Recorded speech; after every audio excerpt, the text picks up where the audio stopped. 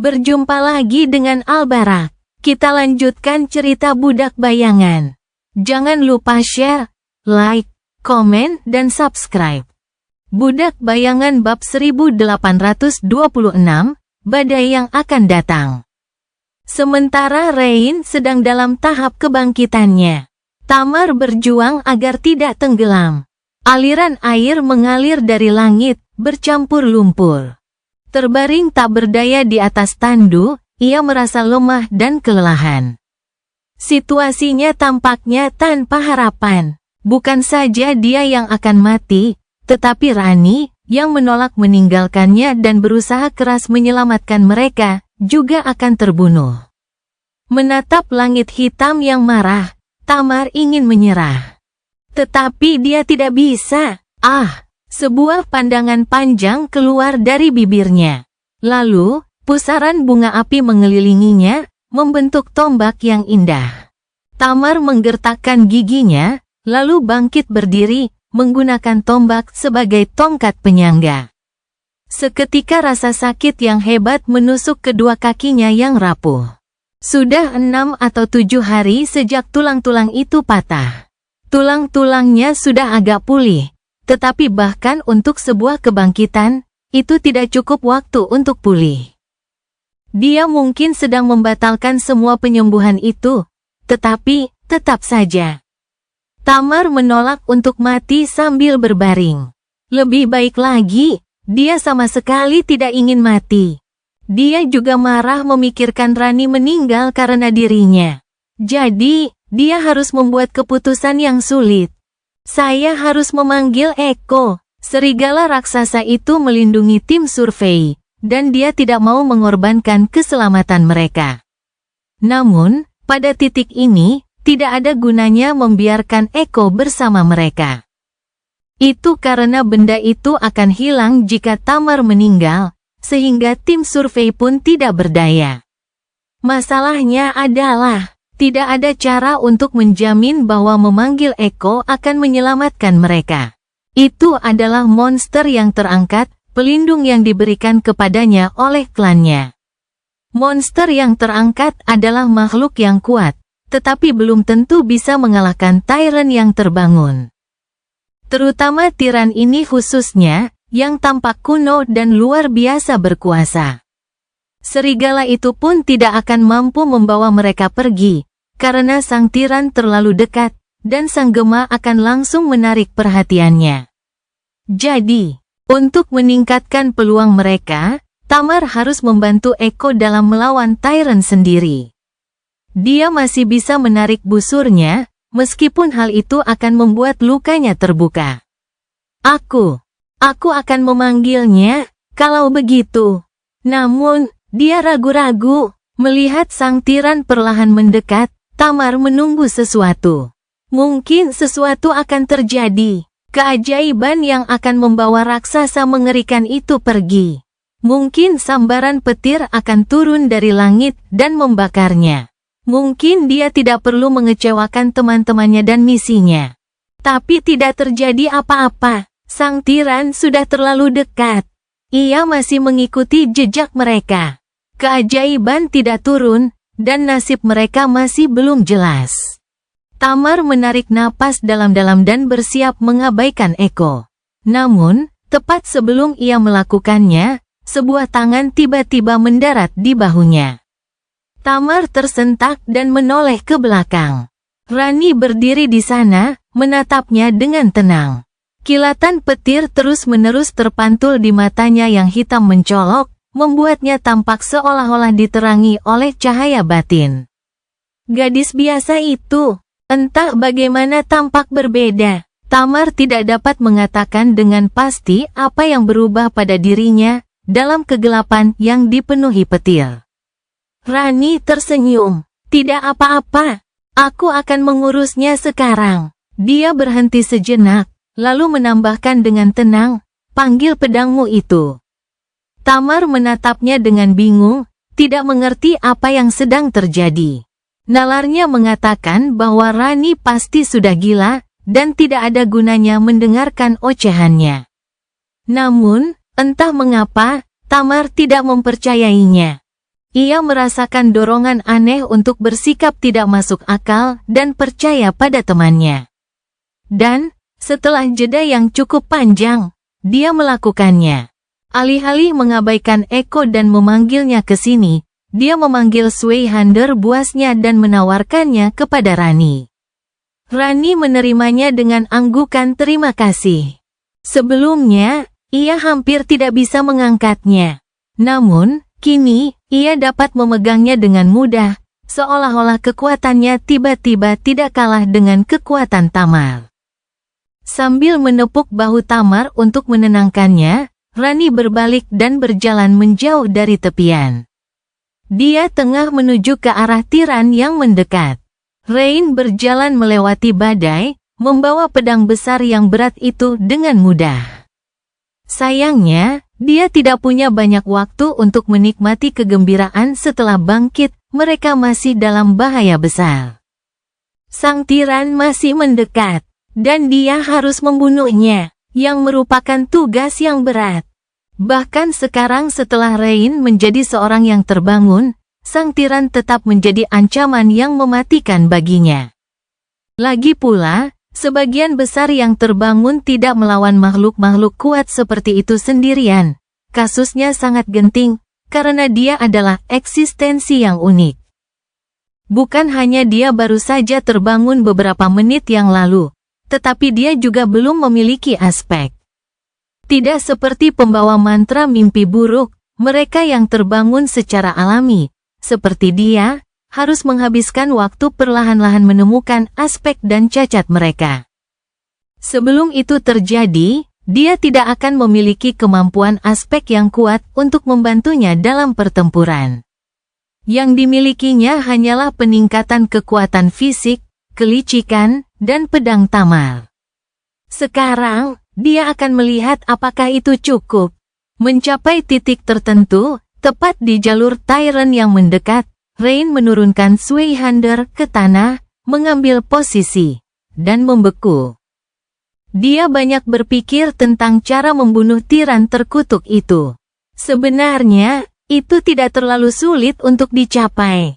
Makhluk itu tidak memiliki karapas yang tidak dapat ditembus atau bulu tebal untuk menghentikan bilahnya. Pertahanannya sebagian besar berupa serangan yang sangat kuat, hutan senjata adalah antek-anteknya, jadi merusak atau menghancurkan mereka tidak akan membahayakan kekejian itu. Seseorang harus mencapai tubuhnya untuk memberikan luka yang fatal, tetapi untuk melakukannya, mereka harus berjuang melewati longsoran tangan-tangan monster itu. Yang hampir mustahil bagi orang seperti dia. Namun, sang tiran sekarang buta. Jadi, itulah yang Rain putuskan untuk mempertaruhkan nyawanya. Berdiri tak bergerak di jalur kekejian itu, dia tidak mengeluarkan suara sedikit pun. Bahkan, dia menahan napas dan memaksa detak jantungnya melambat. Di tengah badai yang menderu, makhluk itu tidak akan mendengarnya. Setidaknya itulah harapan Rain. Saat dia melihat makhluk mimpi buruk yang mengerikan itu mendekat, semua instingnya berteriak agar dia berbalik dan lari. Namun, dia tidak bergerak sama sekali. Tak lama kemudian, sang tiran semakin dekat hingga dia dapat melihat setiap detail mengerikan dari tubuhnya yang kurus kering, dibanjiri oleh cahaya kilat yang menyambar. Makhluk itu datang tepat ke arahnya. Namun ia belum menyadari bahwa mangsanya sudah begitu dekat. Tak lama kemudian, sebuah tangan raksasa mendarat di lumpur tepat di sebelah kanan Rain. Kemudian, satu lagi mendarat di lumpur di sebelah kirinya. Kekejian itu mendekat. Kepalanya yang sangat besar dan mengerikan kini hampir berada di atasnya, mulutnya yang besar cukup dekat untuk menelannya utuh dalam sekejap. Rain tersenyum muram. Kena kamu. Alih-alih berjuang melewati belantara tangan, dia membiarkan sang tiran buta mendatanginya. Dia akhirnya pindah. Begitu dia melakukannya, kepala sang tiran tersentak dan menoleh ke arahnya. Namun sudah terlambat. Pedang ganda itu melesat maju, mengiris lumpur dan menjulang ke atas. Rain menarik dengan satu tangan dan mendorong dengan tangan lainnya, menggunakan gagangnya yang panjang sebagai tuas. Kekuatannya yang telah bangkit cukup besar untuk membuat bilah pedang besar itu berubah menjadi kabur. Sepersekian detik kemudian, pedang ganda itu menghantam dagu sang tiran. Pedangnya yang tajam memiliki kekuatan dan momentum yang cukup untuk mengiris rahangnya menjadi dua, memotong lidahnya, menembus tulang-tulang rapuh rongga hidungnya, memotong otaknya dengan bersih. Dan akhirnya terlepas dari dahinya. Dalam sekejap, kepala kekejian itu terbelah menjadi dua bagian. Sesaat kemudian, Rain sudah melompat mundur. Dia dengan mudah melompat mundur belasan meter, lalu meluncur di lumpur pada jarak yang sama. Saat itu, banyak tangan yang memukul-mukul tempat dia berdiri. Jika dia sedikit saja lebih lambat, dia pasti sudah hancur. Namun, itu tidak menjadi masalah. Karena tangan itu tak lain hanyalah antek-antek. Sang tiran sendiri telah mati. Tubuhnya bergoyang hebat, lalu jatuh ke lumpur, sungai darah mengalir dari kepalanya yang hancur. Begitu saja, pengejaran pun berakhir. Budak Bayangan bab 1827, Pembersihan. Tersembunyi dalam bayangan, Sunny mengeluarkan ekspresi lega yang tersembunyi. Minggu lalu merupakan cobaan berat bagi Rain, tetapi tidak mudah pula baginya. Dahulu kala, Sunny pernah mengatakan kepada Rain bahwa dia bisa mengajarinya cara menggunakan pedang, cara melintasi alam mimpi, dan cara membunuh musuh-musuhnya. Tetapi dia tidak bisa mengajarinya cara menjadi kuat. Dunia adalah tempat yang dingin dan kejam, dan adik perempuannya terlalu lembut untuk menanggung kekejamannya. Bahkan sekarang, bertahun-tahun kemudian, dia masih mempertahankan kelembutan itu. Dia telah belajar cara menggunakan senjata, bertahan hidup di alam liar, dan memburu kekejian, tetapi sifatnya masih sama. Rain tidak pernah mengalami kehilangan yang memilukan, tidak pernah merasakan keputusasaan sejati yang tak bercahaya, dan tidak pernah menghadapi sisi tergelap manusia. Meski penampilannya cuek dan reputasinya keras, pada hakikat, dia tetaplah gadis baik dan manis. Yang merupakan pelipur lara bagi Sunny. Ia tidak ingin Sunny kehilangan bagian dirinya itu. Namun, dia juga tidak bisa terlalu memanjakannya. Rain hanya akan terluka jika dia terlalu bergantung padanya. Jadi, dia susah payah menciptakan karakter Sado, gurunya yang mudah berubah, yang ramah dan peduli, tetapi juga sedikit jahat dan tidak sepenuhnya bisa diandalkan. Dengan cara itu, dia masih bisa merasakan bahaya palsu sembari dilindungi olehnya dari bayang-bayang, dan tumbuh lebih kuat karenanya. Tidak apa-apa membiarkan Rain bangkit dengan kecepatannya sendiri, tetapi perang sudah terlalu dekat. Jadi, Sunny memanfaatkan kesempatan pertemuan dengan Tyrant yang bangkit untuk merancang ujian untuknya. Versinya sendiri tentang mimpi buruk pertama. Ironi tentang betapa miripnya mimpi buruk itu dengan mimpi buruk tinjunya sendiri tidak luput darinya. Sebuah pelarian yang menyiksa melalui wilayah liar alam mimpi, ditemani seorang pendekar pedang yang terbangun, dikejar oleh seorang tiran yang buta. Tentu saja, ada pula perbedaannya.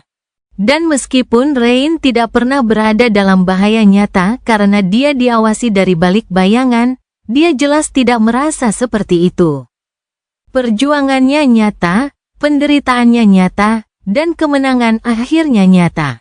Sementara itu, Sunny sendiri tidak melawan, yang dilakukannya hanyalah melenyapkan semua kekejian Valen yang mungkin dapat menyerang dua gadis yang melarikan diri itu, dan mengawasi tim survei untuk memastikan bahwa mereka berhasil kembali ke perkemahan utama dengan selamat. Namun, dia merasa benar-benar kelelahan. Melihat Rain menderita bukanlah hal yang mudah baginya. Ia tidak akan mengatakan bahwa penderitaan Rain lebih berat dari itu, tetapi tetap saja. Sunyi merasa jantungnya berdarah. Dan itu sudah sangat berarti. Mengingat betapa sulitnya baginya untuk berdarah. Demikian pula, saat Rain merasakan kegembiraan dan kebanggaan luar biasa karena mampu bangkit, hatinya juga dipenuhi emosi. Namun, bagi Sunyi, ia merasakan lebih dari itu. Itu karena dia bisa melihat lebih banyak, dan mengerti lebih banyak. Rain memiliki hubungan yang dalam dengan jiwanya, sebagai orang yang biasa saja, dan dapat mengendalikan esensinya dengan baik. Namun Sunyi merasakannya pada tingkat yang jauh lebih dalam. Itulah sebabnya dia bisa melihat sebutir kecil kegelapan mengerikan yang bersarang di jiwa saudarinya. Benih korupsi, benih mimpi buruk. Setiap orang biasa yang telah memasuki alam mimpi membawa satu benih di dalam diri mereka, sama seperti mereka yang terinfeksi oleh mantra mimpi buruk di dunia nyata. Meskipun Sunyi tidak sepenuhnya yakin mana yang lebih dulu muncul, benih mimpi buruk atau infeksi. Mungkin justru karena beberapa orang membawa kegelapan yang mengerikan dalam jiwa mereka, maka mantra itu memilih mereka. Bagaimanapun, jiwa Sit-in Rain tidak tumbuh dalam 4 tahun terakhir, dan tidak akan berkembang menjadi gerbang mimpi buruk kategori 1 kecuali jika kondisi tertentu terpenuhi. Itu karena jiwanya kecil dan cukup kecil untuk ditekan oleh otoritas Ratu Song. Selama Rain masih berada di domain lagu, mimpi buruk pertamanya tidak akan pernah datang.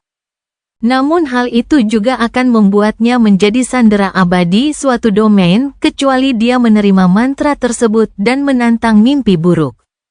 Ketika badai sedang mengamuk dan Rain sedang melalui tahap akhir kebangkitannya, Sunyi mengamati jiwanya dalam keheningan yang muram. Percikan cahaya yang banyak, kristal esensi yang mengeras, menyatu di bawah tekanan. Lautan bercahaya menyala di kedalaman jiwa Rain. Ditempa dalam panasnya laut itu, inti jiwanya perlahan terbentuk. Dan pada saat yang sama, tanpa disadari, butiran kegelapan larut dalam cahaya, hancur karenanya. Sunyi pernah melihat benih korupsi tumbuh dalam jiwa seorang sleeper. Menyaksikan proses yang berlawanan terjadi sungguh mengharukan sekaligus ajaib. Apakah itu tujuan dari mimpi buruk pertama? Untuk mendorong yang terinfeksi ke dalam kebangkitan, dan dengan demikian menghancurkan benih. Mencegah korupsi berkembang, kebangkitan adalah langkah pertama menuju keilahian, dan keilahian bertentangan langsung dengan korupsi. Jadi, masuk akal saja jika semakin dekat dengan keilahian akan membuat seseorang kebal terhadap manifestasi musuhnya yang lebih lemah. Itulah cara kedua yang diketahui Sunyi bagi jiwa untuk dibersihkan dari korupsi. Cara pertama diketahui semua orang, tetapi sangat sedikit yang pernah mempertimbangkannya. Itu adalah kematian. Para awaken terbiasa mengumpulkan pecahan-pecahan jiwa dari makhluk-makhluk mimpi buruk. Tetapi mereka benar-benar mempertanyakan mengapa pecahan-pecahan sisa jiwa yang rusak itu murni dan tak ternoda. Apa yang terjadi pada saat kematian yang memurnikan mereka? Atau apakah kematian itu sendiri yang menghilangkan kegelapan yang mengerikan itu? Sekarang Sunyi tahu lebih banyak tentang dunia, kekosongan, dan asal-usul kematian. Dia mengerti bahwa kematian adalah senjata untuk menghancurkan korupsi. Dan itulah yang terjadi. Dia menyaksikan jiwa tiran yang ternoda itu runtuh dan dibersihkan juga. Saat kekejian itu kehilangan nyawanya, kegelapan keji yang menyelimuti jiwanya pun layu dan mati. Pada akhirnya, hanya 5 pecahan bercahaya yang tersisa. Jadi, Sunyi menghela napas lega. Akhirnya, cobaan itu berakhir. Sidang mengerikan yang dialami Rain telah usai, dan ancaman yang lebih luas terhadap nyawanya pun tidak lagi mendesak. Sekarang jiwanya telah dibersihkan, Sunyi akan mampu membawanya keluar dari Song Domain. Dia punya lebih banyak pilihan sekarang. Tentu saja, tidak pasti apakah dia ingin pergi. Tetap dalam bayangan, Sunyi meliriknya. Pada saat itu, Rain berjalan terhuyung-huyung kembali ke tempat Tamar bersandar pada tombaknya dengan ekspresi kesakitan di wajahnya. Dia mengikutinya secara diam-diam. Bagian selanjutnya akan sulit. Budak Bayangan bab 1828, hilang dan ditemukan. Rain berjalan kembali ke tempat Tamar bersandar pada tombak, meletakkan pedang, dan tergeletak lelah di lumpur. Sekarang setelah sang tiran mati, aliran kekuatan yang dirasakannya karena kebangkitan telah surut. Tubuhnya mungkin telah ditempa dan ditempa ulang, tetapi masih terkuras dan lelah. Pikirannya juga, dia sangat lelah. Di kejauhan, mayat kekejian itu tergeletak di tanah seperti gundukan daging kecil. Makhluk itu sudah mati, tetapi antek-anteknya masih hidup. Tangan-tangan mengerikan itu masih bergerak, mencari si pembunuh dengan amarah membabi buta. Untungnya, tangan-tangan itu tetap menempel pada mayat tiran itu, jadi jangkauan mereka terbatas. Sampai mayat itu membusuk dan hancur, tidak ada yang bisa menjangkau Rain dan Tamar. Pergerakan tangan yang mengerikan itu sedikit panik. Sambil menatap langit, Rain mendesah panjang. Badai perlahan menghilang. Angin sudah melemah, dan hujan tidak deras lagi. Petir tidak menyambar sesering sebelumnya. Gemuruh guntur tidak sekeras sebelumnya, seolah semakin menjauh. Dia bahkan bisa melihat celah di tabir awan badai yang gelap. Tanpa diduga, sinar matahari pucat mengalir dari celah-celah. Yang berarti itu adalah hari ke-7 perjalanan mereka. Rain menatap sinar matahari dengan ketidaksenangan.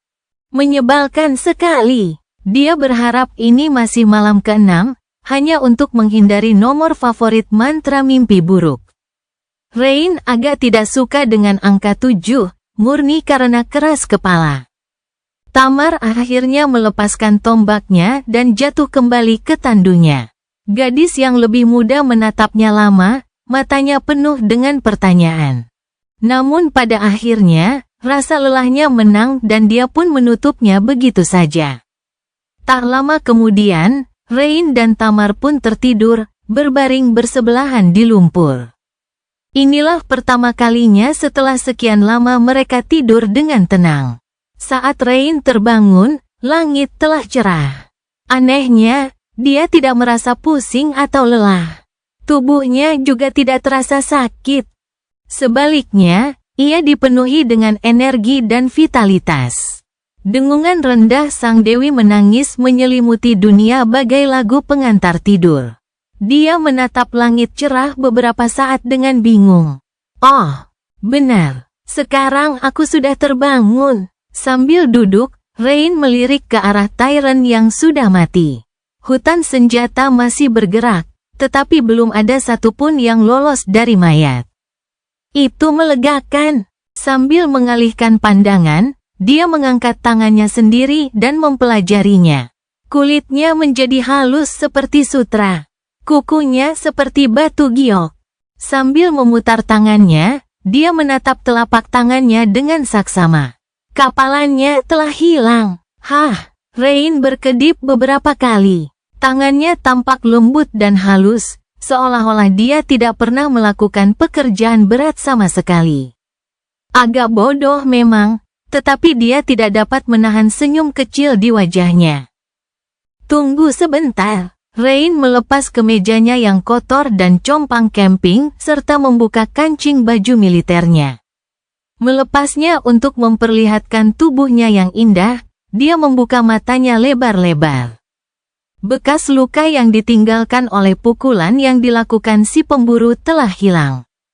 Beberapa bekas luka lain yang telah terkumpul dalam beberapa tahun terakhir juga tidak terlihat. Kulitnya kenyal dan tanpa cacat, hampir tanpa celah. Wah, ketika Rain tengah asyik menikmati pemandangan tubuhnya yang anggun. Sebuah suara serak terdengar dari belakangnya, "Apa yang sedang kamu lakukan?" Dia tersentak dan buru-buru menarik bodysuit itu mendekat, malu karena ketahuan melakukan sesuatu yang tidak serius. Ketika dia berbalik, dia melihat Tamar sedang menatapnya dengan ekspresi rumit. Benar, Rain tersenyum malu. Tidak ada. Aku hanya, selamat pagi, Tamar. Legasi muda itu terdiam beberapa saat, mempertahankan ekspresi cemberutnya yang biasa. Dia melirik langit, yang sudah dicat keemasan dan merah karena matahari terbenam, tetapi tidak mengomentari betapa salahnya sapaan Rain. Akhirnya, dia membuka mulutnya dan bertanya dengan ragu-ragu, apakah selama ini kau sudah tercerahkan, Rani? Sekarang setelah perbuatan itu dilakukan, Rain jujur saja tidak yakin bagaimana menghadapi situasi itu. Tidak ada pilihan selain bertindak ketika sang tiran hendak menangkap mereka. Tetapi bagaimana ia bisa menjelaskan kematiannya kepada legasi muda? Dia bahkan belum selesai memproses apa yang telah terjadi. Rain menatap tajam ke arah Tamar dan menggelengkan kepalanya perlahan. Saya rasa Anda tahu bahwa saya tidak seperti itu. Jika saya seperti itu, saya tidak akan menyiksa diri saya sendiri. Ada keraguan di mata gadis muda itu. Dia tahu bahwa Rain tidak mungkin seorang yang terbangun, namun tidak ada penjelasan logis lainnya. Realitas dan akal sehat berbenturan dalam benaknya, membuatnya kehilangan arah dan kebingungan. Setelah beberapa saat, dia berkata dengan kaku, kecuali Anda memiliki semacam kelemahan kuat yang membatasi kapan dan bagaimana Anda dapat mengekspresikan kekuatan Anda. Itu mungkin saja. Rain goyah sejenak, lalu mendesah. Tidak, aku tidak punya cacat seperti itu. Aku tidak menyembunyikan pangkatku dari siapapun. Tamar menggertakkan giginya. Lalu bagaimana kau bisa menggunakan pedangku? Bagaimana kau bisa membunuh sang tiran? Itu tidak masuk akal. Mustahil bagi orang biasa untuk melakukannya. Rain menggaruk bagian belakang kepalanya, terdiam beberapa saat, lalu mengangkat bahu. Kau benar. Orang biasa tidak akan mampu menggunakan pedangmu. Yah, mungkin orang yang sangat besar. Tamar menarik napas dalam-dalam. Lalu bagaimana? Rain menatapnya dan tersenyum lebar.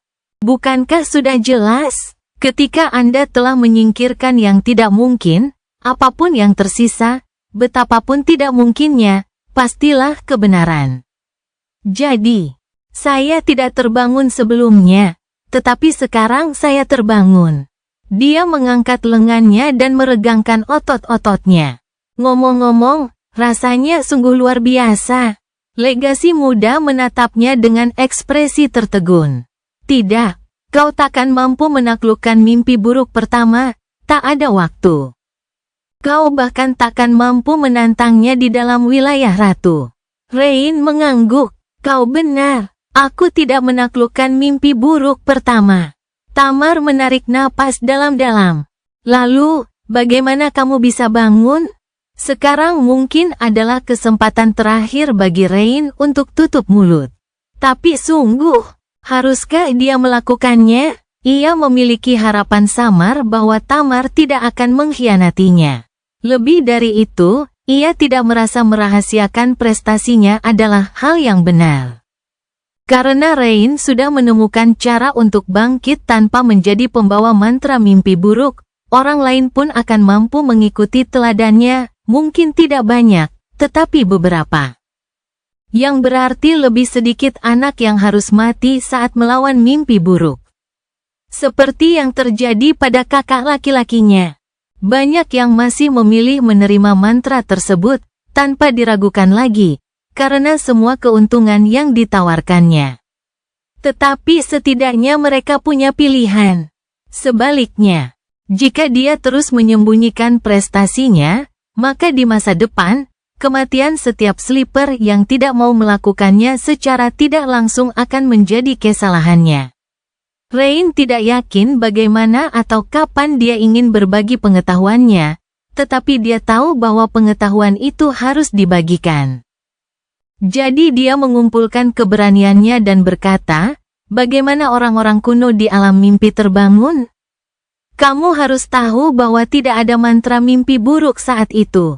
Mata Tamar perlahan melebar. Ia mundur, bergumam pelan, sebelum mantra mimpi buruk, mustahil, pengetahuan itu telah hilang.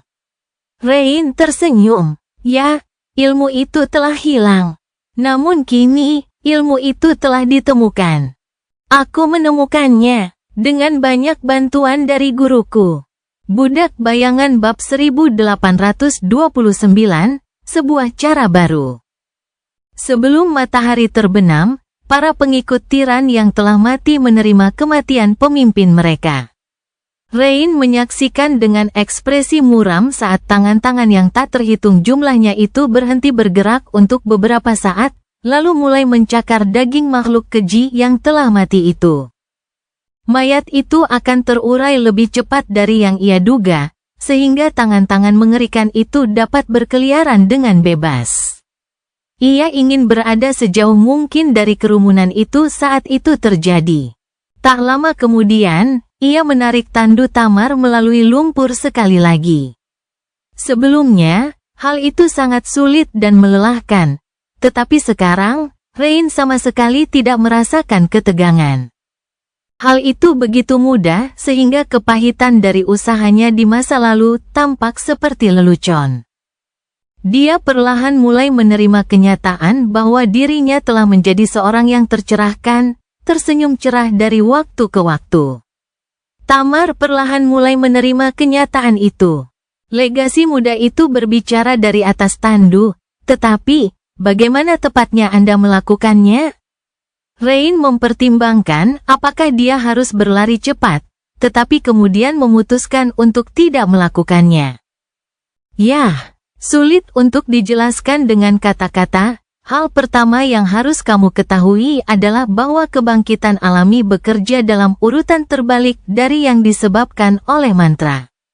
Kamu harus belajar cara merasakan dan mengendalikan esensimu terlebih dahulu, dan membentuk inti jiwa kemudian.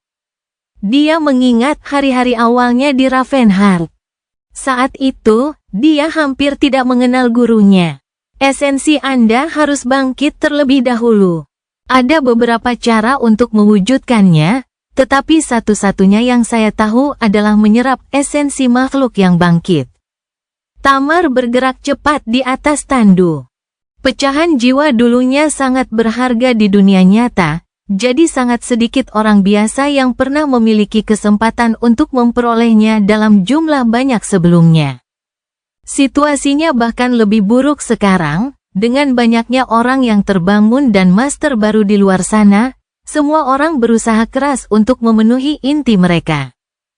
Dia berhenti sejenak, lalu menambahkan dengan nada mengejek, kamu pasti sangat kaya, Rani, karena telah memperoleh begitu banyak. Untuk seorang kuli biasa, Rain menyeringai. Siapa? Aku? Tidak, aku agak miskin. Sebenarnya, aku tidak pernah berhasil membeli pecahan jiwa. Aku hanya pergi ke sana dan memburu makhluk mimpi buruk, satu persatu. Sebagian besar yang tidak aktif, dan beberapa yang terbangun. Legasi muda itu menghela napas panjang dan jengkel. Kau gadis biasa yang gila. Rain terkekeh. Baiklah, bagaimanapun juga. Kemudian, kau harus belajar cara merasakan dan mengendalikan esensimu. Bagian itu yang tersulit. Aku tidak tahu bagaimana menjelaskannya, karena tidak ada kata-kata dalam bahasa manusia untuk melakukan hal seperti itu. Ditambah lagi, itu adalah tugas yang agak mustahil untuk memulai. Bagaimana kau menjelaskan rasa keseimbangan? Bagaimana kau menjelaskan warna kepada orang buta? Seperti itu. Baiklah, kau harus tahu aku yakin kau, yang tercerahkan, berjuang sepanjang waktu untuk menjelaskan berbagai hal kepada orang-orang biasa. Maksudku, kita, yang tercerahkan. Dia berhenti sejenak, lalu melanjutkan dengan tenang, bagian terakhir adalah membentuk inti jiwa. Itulah yang telah kulakukan sejak kita bertemu. Prosesnya cukup sederhana, meskipun agak membosankan. Kau hanya perlu mengendalikan esensimu dan membuatnya mengalir dalam lingkaran, seperti pusaran air. Jika kau melakukannya cukup lama dan cukup baik, esensimu akan mulai mengeras. Dan kemudian, pada titik tertentu, reaksi berantai akan dimulai, melahirkan inti. Itulah caramu menjadi terbangun, dan itulah yang terjadi padaku kemarin. Tamar terdiam beberapa saat. Akhirnya dia bertanya, itu tidak masuk akal. Kau tidak mungkin mempelajari semua ini sendiri. Seseorang yang luar biasa pasti telah membimbingmu. Tapi itu bukan masalahnya. Baiklah, aku akan menerima kenyataan bahwa kau adalah gadis biasa yang terbiasa memburu makhluk mimpi buruk. Secara teori, itu mungkin saja. Tapi itu juga berarti kau seharusnya tinggal dengan nyaman di kota yang dijaga ketat selama bagian terakhir dan paling sensitif dari kebangkitanmu. Tidak ada alasan bagimu untuk bekerja sebagai buruh di kru konstruksi jalan. Bahkan tanpa memperhitungkan bahwa pekerjaan seperti itu akan memperlambat proses pemurnian inti jiwa, itu jelas di bawah kemampuan seseorang sepertimu. Rain terbatuk canggung. Sekarang setelah dia memutuskan untuk berbagi kebenaran dengan Tamar. Seberapa banyak, tepatnya, yang seharusnya dia bagikan? Dia tidak dapat mengungkapkan identitas gurunya, karena itu bukan rahasia yang dapat dibagikannya. Adapun sisanya, dia ragu-ragu sejenak. Sejujurnya, aku mendapat masalah di Ravenheart. Jadi, aku disarankan untuk menghilang dari kota itu untuk sementara waktu. Tamar mendengus. Aku tidak terkejut. Dia terdiam beberapa saat, lalu bertanya dengan nada serius. Satu hal yang tidak dapat aku mengerti, Rani, adalah mengapa kamu memutuskan untuk berbagi rahasiamu denganku. Rain berhenti dan berbalik, menatap legasi muda dengan sedikit ekspresi geli di matanya. Yah, rahasia itu sudah terbongkar setelah aku membunuh tiran itu. Jadi, aku punya dua pilihan. Mengatakan yang sebenarnya atau melemparmu ke tepi air terjun. Meskipun, aku mungkin tetap memilih yang terakhir. Dia menatap Tamar sejenak, lalu berbalik dan tertawa terbahak-bahak. Demi Tuhan, ekspresi di wajahmu, santai saja, itu hanya candaan. Lagi pula, kenapa aku harus merahasiakannya? Aku ingin sebanyak mungkin orang tahu. Dengan begitu, lebih sedikit anak yang akan mati di mimpi buruk pertama. Lebih sedikit dari mereka yang akan dikirim ke zona kematian pada titik balik matahari musim dingin seperti dirimu juga. Rain tak kuasa menahan rasa gembiranya. Perasaan memabukkan akan kekuatan dan potensi yang merasuki tubuhnya. Kebanggaan dan kelegaan karena akhirnya berhasil mencapai tujuan yang telah ia kejar selama bertahun-tahun, janji masa depan yang lebih baik yang mungkin dapat ia wujudkan. Itu cukup untuk membuat kepalanya pusing. Saat dia sedang asyik bersukacita, suara dingin Tamar terdengar dari belakang. Rani, kamu agak naif, ya? Rain menatapnya dengan bingung. Tentang apa itu? Terbaring di tandu, legasi muda menatap langit dengan lelah dan mendesah panjang. Kau sama sekali tidak boleh memberitahu siapapun tentang bagaimana kau bangkit. Setidaknya tidak saat kau begitu lemah dan tidak memiliki perlindungan. Jika kau tahu apa yang baik untukmu, kau seharusnya melemparku ke tepi air terjun. Rain berkedip beberapa kali. Apa? Kenapa? Gadis yang lebih muda itu bergeser dan menatapnya, tatapannya muram. Coba pikirkan, seluruh hierarki kekuasaan di dunia kita dibangun di sekitar mantra mimpi buruk. Seluruh perekonomian juga, kurang lebih. Mereka yang memegang kekuasaan dapat melakukannya karena mereka mengendalikan sumber daya yang dibutuhkan orang untuk bertahan hidup. Prajurit yang terbangun adalah salah satu sumber daya tersebut, mungkin yang paling penting. Sekarang, Anda memiliki sesuatu yang dapat membuat semua otoritas itu tidak berarti. Menurut Anda, apa yang akan terjadi pada Anda ketika mereka yang berkuasa mengetahui keberadaan Anda? Budak Bayangan bab 1830, penolakan terhadap perubahan. Rain berhenti, merasakan rasa gembiranya sedikit meredup. Senyum bingung muncul di wajahnya. Dia bukan orang bodoh, jadi dia juga mempertimbangkan hal-hal ini. Namun, bukankah pentingnya penemuannya jauh lebih penting daripada rincian tersebut? Tapi itu bisa menyelamatkan banyak nyawa. Tamar mengalihkan pandangan dan mengangkat bahu. Bisakah? Mungkin dalam jangka pendek, tetapi apa yang akan terjadi ketika para awaken yang baru dan belum teruji ini harus menghadapi kengerian alam mimpi? Apa yang dapat dilakukan para pengecut yang menolak untuk menghadapi bahkan mimpi buruk pertama? Tentu saja, mereka akan menyerah dan hancur, membuat manusia tak berdaya. Dalam hal itu, apa yang Anda tawarkan adalah racun, bukan keselamatan. Dia mendesah. Ngomong-ngomong, itu bukan pendapatku. Itu hanya satu contoh dari apa yang bisa dikatakan orang lain. Akan dikatakan, untuk membenarkan tindakan menyakitimu dan menekan penemuanmu. Mereka mungkin melakukannya bukan karena niat jahat, tetapi karena keyakinan yang tulus. Karena apa yang kau tawarkan tidak hanya menyerang otoritas mereka, tetapi juga identitas mereka. Itu juga dibangun di sekitar mantra mimpi buruk bagi banyak orang. Rain menjatuhkan tali kekang itu ke dalam lumpur. Kamu tidak bisa serius. Suaranya tenang, tetapi matanya tidak. Karena, dia dapat dengan mudah membayangkan dunia jika Tamar benar. Ambil contoh kedua domain. Di permukaan, klan kerajaan adalah dermawan bagi ratusan juta orang biasa yang kini tinggal di alam mimpi. Namun jika dilihat dari sudut pandang lain, warga domain menjadi sandera klan kerajaan. Mereka hanya bisa selamat jika penguasa melindungi mereka. Dan hanya bisa benar-benar mencoba mimpi buruk pertama, dan dengan demikian melangkah di jalan menuju kekuasaan yang lebih besar, jika penguasa atau salah satu pengikut penguasa mengizinkan mereka.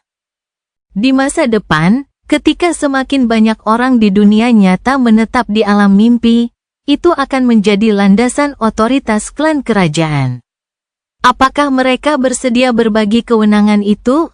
Dan kemudian, ada klan legasi di bawah dua keluarga kerajaan, yang budaya dan identitasnya terhubung erat dengan tantangan mengerikan dari mantra mimpi buruk. Mereka sudah melarang keturunan mereka menyelamatkan diri dari ujian titik balik matahari musim dingin dengan memasuki alam mimpi terlebih dahulu. Semata-mata karena percaya bahwa para prajurit harus ditempa dalam api. Akankah mereka menerima awaken yang belum pernah menghadapi mimpi buruk pertama? Atau akankah mereka menganggap konsep itu menyinggung? Konsekuensi dari pencapaian Rain jauh lebih dalam dari yang ia duga. Tamar mendesah. Saya serius, Rani. Anda harus berbicara dengan orang luar biasa yang membimbing Anda menuju kebangkitan, setidaknya, sebelum membuat keputusan apapun. Mereka pasti lebih menyadari akibatnya daripada Anda. Namun, berhati-hatilah. Pastikan bahwa mereka mengutamakan kepentingan Anda sebelum mendengarkan apa yang mereka katakan. Dia berhenti sejenak, lalu menambahkan dengan nada tenang, sampai kau melakukannya, tak seorang pun boleh tahu bahwa kau bukanlah pembawa mantra mimpi buruk. Kami akan memberitahu mereka bahwa kami tidak punya pilihan selain melintasi batas wilayah dan meninggalkan domain Song sambil melarikan diri dari sang tiran. Dan bahwa kau mengalami mimpi buruk pertama sebagai akibatnya. Itu akan berhasil sebagai tindakan sementara, setidaknya. Rain menatapnya dengan serius. Tamar masih muda, tetapi dia juga anggota klan legasi. dia melayani ratu sebagai pengikut. Jadi, dialah tipe orang yang telah diperingatkannya pada Rain. Dapatkah saya percaya padanya? Setelah apa yang telah mereka alami bersama, Rain ingin percaya bahwa dia bisa. Namun, dalam arti tertentu, menutupi kebenaran berarti mengkhianati kepercayaan klan Tamar dan Ratu Song. Apakah dia benar-benar akan melakukan hal itu? Rain mendesah. Satu hal yang tidak ku mengerti, Lady Tamar, adalah mengapa kamu bersedia menyembunyikan rahasia ini untukku. Legasi muda itu menatapnya dari atas tandu yang berlumpur. Wajahnya pucat dan tegas, yang merupakan ekspresi yang agak lucu untuk seorang wanita muda. Setelah beberapa saat, dia mengalihkan pandangannya, terdiam sejenak, dan berkata dengan kaku, "Baiklah, bukankah kau anggota tim surveiku? Aku bertanggung jawab atas kesejahteraanmu sebagai atasan. Jadi, jika sesuatu terjadi padamu, reputasiku akan ternoda. Dan aku sangat menghargai reputasiku." Rain menatapnya dalam diam, dengan wajah datar. Menggemaskan. Saat itu, malam telah tiba dan ketiga bulan sudah tinggi di langit. Jadi, dia tidak dapat melihat ekspresi Tamar dengan jelas. Namun, dia melihat sesuatu yang lain. Sambil mendesah, Rain menghunus pisau berburunya. Cahaya bulan berkilauan pada bilah tajam itu saat dia membungkuk. Tamar tampak tersentak saat melihat pisau itu. Apa yang sedang kamu lakukan? Rain memotong tali kekang, memisahkannya dari tandu, dan menatap legasi muda dengan ekspresi netral. "Maafkan saya, Lady Tamar. Saya khawatir Anda akan melewati batas, bagaimanapun juga." Mata Tamar terbelalak. Apa? Rain menatapnya beberapa saat, lalu tertawa dan menunjuk ke arah tepian. "Anda mungkin tidak melihatnya dari tanah, tapi sebenarnya, di luar sana dalam kegelapan, jauh di bawah, seberkas cahaya bersinar samar menembus uap air. Itu adalah kota yang dibangun oleh klan Tamar di tepi danau air mata." Rain berdiri dan mulai membongkar tali pengaman itu. "Rencananya adalah mencapai benteng klanmu, tetapi aku tidak tahu bagaimana cara menyeberangi semua ngarai yang menghalangi jalan kita. Akan jauh lebih mudah untuk turun dari dataran tinggi dan mencapai kota.